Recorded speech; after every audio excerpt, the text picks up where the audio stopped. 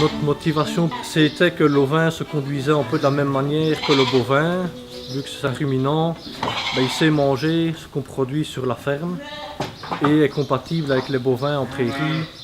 C'était un choix économique dans le sens où c'était un capital à investir moindre que des bovins. Des bovins, on aurait dû recréer un nouveau bâtiment, acheter des vaches, qu'il faut 2 ans et demi pour avoir le premier veau, que des moutons après 1 an et demi. On est déjà retombé sur l'investissement. L'élevage ovin dans une ferme a pour principal atout, outre la diversification qui permet peut-être à l'éleveur, au lieu d'avoir un nombre important d'une même espèce animale, d'avoir plusieurs produits à proposer aux clients, surtout s'ils travaillent en vente directe, c'est peut-être le fait qu'on a affaire à des animaux légers, à un matériel léger, à des animaux assez dociles, et donc c'est une activité que l'éleveur peut confier sans problème à son épouse ou à ses enfants, ce qu'il ne ferait peut-être pas s'il engrais des taureaux par exemple. On a une race qui est basée sur du sang swifter, qu'on a croisé plusieurs années avec du Texel français. Et voilà 4-5 ans, on a pris des mâles Suffolk pour ramener un peu plus de conformation et de longueur dans les agneaux. Comme ça, on retrouve ce que le boucher espère avoir dans son étalage, avec un bon état d'engraissement qui dépend de l'alimentation qu'on leur donne durant leur vie. Mais le principal problème que rencontre l'élevage ovin en Wallonie, c'est peut-être son manque d'effectifs. Je vous disais tout à l'heure qu'on ne produisait que 10% de ce qu'on consomme, et donc on importe 90%.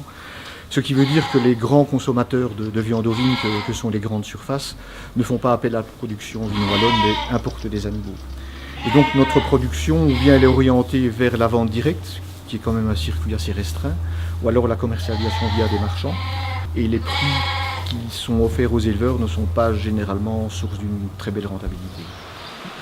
Nous, on travaille avec 10 agriculteurs en partenariat qui nous produisent des agneaux qui sont tués à Bastogne. Et après, ça repart chez Amal Mehdi, chez Porc Qualité Ardennes, qui eux utilisent les agneaux pour vendre chez les bouchers à qui ils livrent déjà le porc et le bovin. L'autonomie fourragère pour les ovins est exclusivement basée sur du préfané qu'on produit ici sur la ferme et des céréales aussi produites ici sur la ferme et stockées à la ferme en bio. Pendant la bonne période, les brebis sont conduites en prairie exclusivement. L'élevage ovin dans une ferme, il faut compter entre 8 et 13 ou 14 brebis hectares, en fonction du fait que les agneaux vont ou non accompagner la mère en prairie.